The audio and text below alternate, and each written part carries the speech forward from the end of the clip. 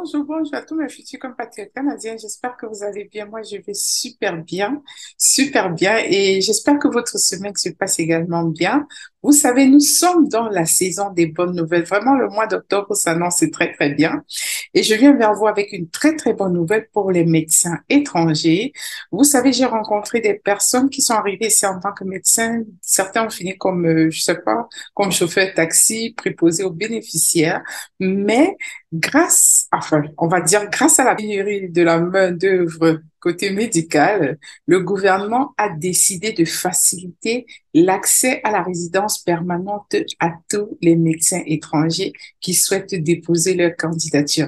Alors, bienvenue sur cette chaîne Mon Rêve Canadien. Moi, c'est Alice Dikweka. J'espère que vous allez bien. Vous êtes ici sur Mon Rêve Canadien. Je suis là pour vous aider, vous accompagner dans votre processus d'immigration canadienne afin de vous éviter toute forme d'arnaque. Alors, je partage mon écran avec vous et vous allez voir qu'est-ce que le gouvernement a réservé pour nous, OK? Mais avant cela, n'hésitez surtout pas à vous abonner, activer la cloche de notification. Qu'est-ce que vous attendez? C'est gratuit et en plus partagez massivement. À tout à l'heure.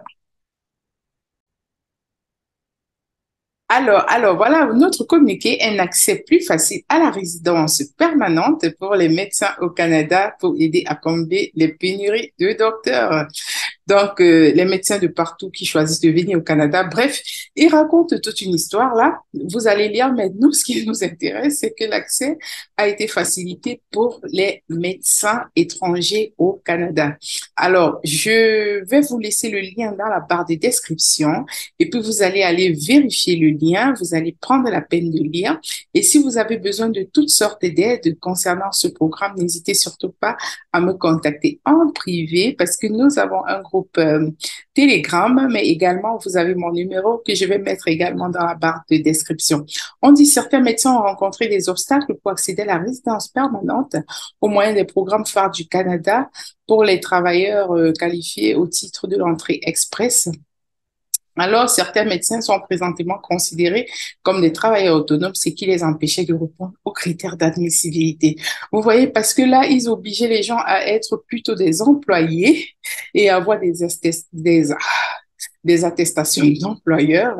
Donc, du coup, là, on essaye un peu de faciliter parce que je trouve que c'était un peu trop compliqué, les histoires de, ouais, on ne permet pas aux travailleurs autonomes de déposer une demande de résidence permanente et ainsi de suite.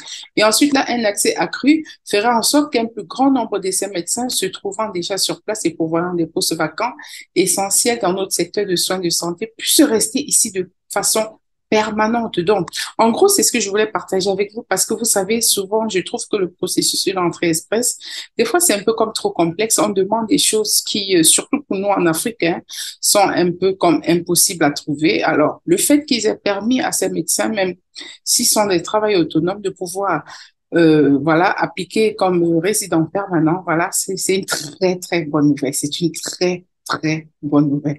Alors, à tous les médecins, à vos claviers, préparez déjà vos candidatures pour poster et voilà. Bienvenue au Canada déjà pour les médecins qui sont arrivés et pour ceux qui hésitaient, la piste est à vous. La balle est dans votre camp. À nous revoir dans la prochaine édition. Je vais continuer dans la prochaine édition avec seulement des bonnes nouvelles. À nous revoir. Bye.